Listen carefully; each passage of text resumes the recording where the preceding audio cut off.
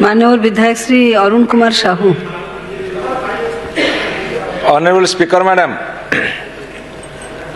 एठी विधानसभा गृह गोटे वार्ता जाइए, से वार्ता कौन जाइए आसिया पूर्व कही रखे जे मेडिकल कॉलेज प्रति जिले में खोल पर्यायक्रमे खोल ठीक कथा।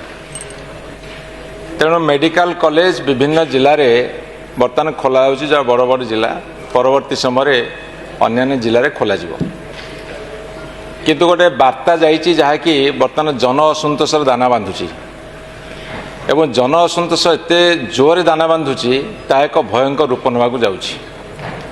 जिते मेडिकल कॉलेज हम सेटा डिस्ट्रिक्ट हेडक्वार्टर हुए, डिस्ट्रिक्ट हेडक्वार्टर हॉस्पिटल रे फैसिलिटीज थाए, डॉक्टर मान थांती एवं सेठी करिवार प्रावधान अच्छी एवं जोटी भी होइछि ओडिशार जोटा डिस्ट्रिक्ट हेडक्वार्टर सेठी होइछि। किंतु ये विधानसभा गृह गोटे वार्ता जाइछि जे नयागढ़ जिलार डिस्ट्रिक्ट हेडक्वार्टर सेटा हब नाही, किंतु एते पर्यंत सरकार सेठी भी किसी निष्पत्ति नहीं नाहंती बोली मो पाखे खबर अच्छी कि निष्पत्ति भितर नहीं से जानी ताको क्लियर करने को माननीय मंत्री को अनुरोध करी।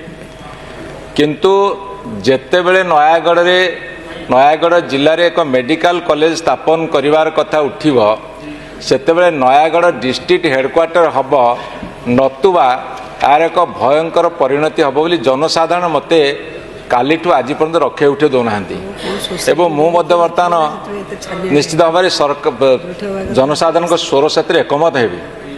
जदि गोटे जिले में दुईटा मेडिकल कॉलेज करेंगे सेटा सरकार करें कहीं केंद्र सरकार तांकर राज्य सरकार तांकर डबल इंजिन सरकार तांकर सी चाहिए करें, किंतु डिस्ट्रिक्ट हेडक्वार्टर को नयागढ़ डिस्ट्रिक्ट हेडक्वार्टर को बाद दे जदि एकमात्र मेडिकल कॉलेज खोलिबार कथा चिंता करा जाए सेटा नयागढ़ डिस्ट्रिक्ट हेडक्वार्टर हम नतुबा भयंकर परिणति हम।